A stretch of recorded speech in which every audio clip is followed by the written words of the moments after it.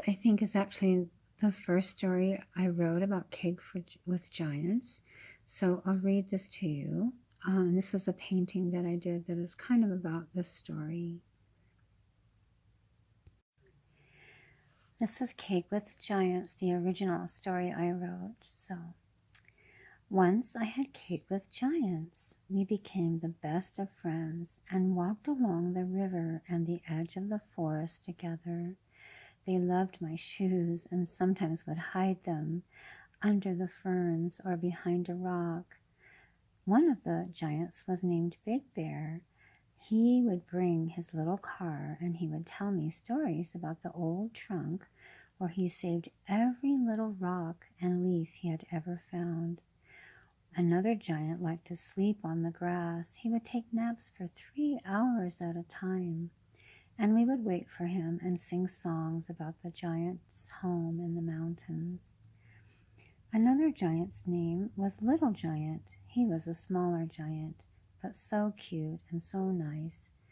He came with us one day when we traveled to the city.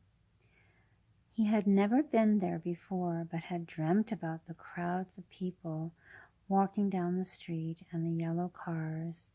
I wore my long pink dress, but I forgot my shoes, so I walked on the grass without them.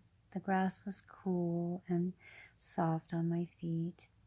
We stopped to watch the ants and the butterflies. The river ran along our path with quiet voices and sang to us about the ocean. Cake with giants. We stopped to have cake again. Pink cake with yellow frosting. Lavender cake with tiny blue polka dots. And tea and sprinkles of snowflakes. Tired and laughing, we fell asleep and dreamt of finding the forest again. Hi again, it's Debbie Schramer. This is another version of my story, Cake with Giants. So I'll share that with you now. Once upon a time, I had cake with giants. They were very furry and nice, not at all like monsters. We sat on the grass where there were millions of fireflies fluttering about. The cake had the smell of fresh eggs and cream, and there were candles at first until we blew them all out and made 65 wishes each. The giants carried me around on their shoulders for a while until I got a crinked neck. Looking up so much, I was so amazed at the sky and everything I could see. The cake was so delicious, we all decided to have cake together every Tuesday at 3 o'clock, even though we knew it might spoil our supper. The giants loved to smile because most people were afraid of them. So when they saw that I liked them, they were very happy and they smiled a lot. I sometimes wished I could have introduced them to my mother and father, but I wasn't sure what they would have said. One giant, whose name was Samuel, liked snails. He said he could speak their language. He liked them because they were slow, very slow and deliberate, while everyone else rushed madly about. His friends, the snails, could plod along without a care, for no one really wanted to bother with them. Another giant called himself Toppin. He liked touching the clouds. He could talk to them too. The giants seemed to have a way of understanding everyone's language. Toppin sometimes jumped very high and could almost soar clear through a cloud. He loved to close his eyes and pretend he was sleeping in the most fluffy cloud he could find. My favorite giant was Fur. He was the youngest giant. He was yellow and he had fur like feathers, but they weren't really feathers. They were something else entirely. He wore a black coat with gold buttons and sometimes would let me ride in the pocket of his coat. Fur was only 10, just like me. That's why we got along so well. Next Tuesday, we're all going to have cinnamon cake with flour frosting. I'm going to bring my spool collection. They will count them for me because they can count really, really fast. I think I have 200 spools. My mother sewed hundreds of dresses and used hundreds of spools of thread. She gave the spools to me and said they were mine. Next Tuesday at 3 o'clock, I'm going to have cake with giants again. I know the sun will be out because the giants said so. Hi again. This is the longer version and kind of a second story about Cake with Giants, and it's called My Mother Made Hundreds of Dresses, so I hope you enjoy it. My mother loved to sew, she said. There was something about the fabric that delighted her and made her feel like she was in a warm nest. She could close her eyes and feel safe. I knew what she meant. Sometimes I would see a small piece of cloth, white and old with wear and quite a sad, forlorn look about it, and I would feel sorry for it. So I would hold it and say that I am its friend. Then I would look for one of my dolls to wrap the cloth around, and then the doll would feel safe too. My mother sewed nearly all day. She made dresses and blankets, handkerchiefs and pillow covers. She would embroider tiny pink flowers on everything and then iron each piece of cloth so that it was perfectly beautiful. But most of all, she loved making dresses. She didn't like using patterns, so she made the dresses by thinking of them first, and then they just seemed to come about magically to be perfectly wonderful. Sometimes I would sit in the corner of her sewing room and watch her sew. I loved to listen to the whirring of the sewing machine. It made me close my eyes. The sound was so soft. It was like a quiet story someone was telling me.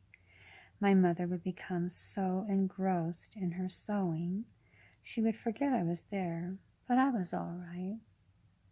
Each time she sewed a dress, she used 3 spools of thread, usually white, yellow, and pink.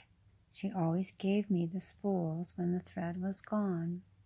They were wooden spools, and they seemed quite empty and lonely without any thread to hold, so I kept them, and soon I had a collection of wonderful spools, my spool collection.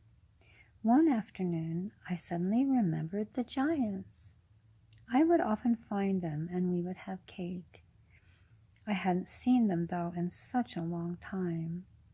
I decided I would try to find them again, and I would bring my spool collection to show them. My mother was sewing another dress, a pale green one this time. She was so busy she didn't notice me, so I waved to her and said I was going to find the giants. I hoped she wouldn't mind if I took some of her cake to share with them. Somehow I think she knew I was going to have cake with the giants and show them my spool collection, so I wasn't really worried. So out the door I went, certain that the giants wouldn't be very far away. I sang my silly songs, and some serious songs too, when all of a sudden I heard a familiar noise. It was the sound of snoring. I didn't know anyone who would sleep outside and snore except for the giants, so I knew I had already found them. They were so happy to see me, and we began talking as if we had just visited yesterday. There were new giants now, Pelegron, Somi, Taliesin, and another giant who didn't have his name yet. I wondered for him that he wasn't named, and I hoped he could find his name soon. Maybe he would like the names Sonsi or Malto. I wasn't sure if I should worry about his name, though. He would find it sometime. Names aren't so very important if you're happy anyway, and he was, so he would be fine till then. Later, he thought about the name Sonsi and said that was his name. I was glad I could help him find his new name. I showed all of the giants my spool collection.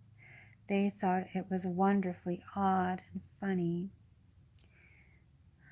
Sorry, I lost my place. Some of the spools were little, others had notches in them to hold the thread. Pellegrin asked why my mother made so many dresses. I told him that I thought it was because she wished she had had lots of children to dress. He wondered if she could make him a coat. Sometimes he grew so cold at night, and he didn't even have a coat. I knew my mother would love to make a coat for Pellegrin, so we all gathered up the spools and our cake and walked to my house in the woods. Taliesin carried me on his shoulder so I could see the clouds better and the birds and the trees. It was wondrous and magical. I remembered how wonderful it was to be up so high in the air. I had missed traveling that way. "Mother, the giants are here," I called to her. There she was, sitting at her sewing machine. The quiet whirring sound seemed to wrap around her like a magical and comforting cloth. The giants grew very quiet. I had never seen them so reverent. My mother turned to see us, and a look of great surprise and wonder came over her face. "I've never seen a giant," she said slowly, "and you have brought 5 of them." We all laughed because it seemed like nothing to us. She came over to meet all of the giants and shook their fluffy hands. I saw my mother look like a child again, a little girl of 5. She couldn't stop smiling, and her eyes were twinkling. I was so glad that she liked my friends. We all sat on the grass and had more cake, but soon it started to rain. My mother told the giants to come into the house and she would make them each a coat. Pellegrin was so excited. "How did you know that I needed a coat?" My mother just knew those kinds of things. So she sewed a coat for all the giants, and she used 40 spools of thread. The thread whirred off the spools as quickly as could be, and each time my mother gave me the spool. The giants' faces showed so much delight and surprise as my spool collection grew even larger, and as I counted them, I decided to put them in a suitcase so I could carry them. One of the giants, named Dolka, asked if she could carry the suitcase for a while, and of course I said yes. She marched around the big sewing room, swinging the spool suitcase back and forth. I think she thought she was carrying something very important, and she was. It was my spool collection. One day when the giants had come to visit my mother and I, there was a knock at the door. Pellegrin reached over to open it, and there stood a woman wearing a beautiful blue dress with white flowers and a velvet hat with feathers. She had come to talk to my mother about her sewing. The princess in the forest had heard of my mother's dresses and how beautiful they were. She was the princess of the forest. My mother was so happy to make a dress for the princess of the forest because that is what she wanted. A beautiful dress sewn by my mother. The princess's eyes twinkled, and my mother's eyes did too. More spools of thread and even more suitcases. Dolka became even more diligent about marching around the room with the suitcases. I think she wanted to be a traveler, but she was not quite old enough to go out on her own. She was still too young, so she would just have to imagine going to faraway places that her mother would read to her about in the fairy tales. My mother said one day they would all go to those places. I was surprised she said that. How did she know? That night, my mother sat at her sewing machine, but she didn't sew. She sat quietly looking out the window for a very long time. I sat in the corner and waited. Finally, she took out a beautiful cloth that was the softest cloth I had ever seen. It was white and had tiny gold flowers and beads on it. My mother worked very quietly at her sewing machine. Each stitch seemed even more deliberate than before. The sewing machine whirred even more quietly. It was as if my mother didn't want to wake up the birds or the beetles, the raccoons or the sheep. She worked very quietly. Her sewing machine seemed to be talking, as if it were telling a story, and I think it was. The princess in the forest was waiting for spring to come again. She sang her beautiful songs and made up stories to tell the children in the village. But she needed a beautiful dress. My mother was making that dress for her. It would be the most beautiful dress she had ever made, I was sure. Soon I fell asleep. I slept for such a long time. When I awoke, there was the beautiful dress my mother had made for the princess of the forest. The giants came in to see it too. Everyone marveled at the softness of it and each tiny bead and flower that my mother had sewn on by hand. It was the most beautiful dress my mother had ever made. She had fallen asleep, and her sewing machine was asleep too. The next morning, the princess came to our house. She had long, beautiful hair and bright eyes. The dress made her so happy. Now she could sing her songs and tell her stories to the children of the village. My mother was very happy too. Her eyes twinkled, and I think even her hair was twinkling. So we all had cake, and the giants carried the princess back to her castle in the forest. She rode on Pelegrin's shoulders. The birds flew all around her, for they knew her and her pretty songs and stories. They knew she was the princess of the forest. My spool collection had grown so much, I wasn't sure what to do with it now. Taliesin said to give some of the spools to the children in the village. So I did. After all, I couldn't carry all of those spools myself, and I certainly didn't have enough suitcases for all of them. The children made games with the spools, and they had the most fun ever. So my spool collection became a magical game for the children of the village, and I was glad of that. Now I collect velvet cloth. My mother sews with velvet now. She gives me little snippets left over from her dresses. She makes hundreds of dresses and uses hundreds of spools of thread and pieces of velvet. But one day I told her I thought it would be nice if she grew a garden. She thought for a moment. Oh, sorry, I lost my place. And then she said she would, tomorrow, and the next day she did. She put her sewing machine away and her fabrics and even her spools of thread and started planting a beautiful, magical garden. The giants helped me with my garden and my mother's garden, too. My mother was fun growing flowers now, not sewing them.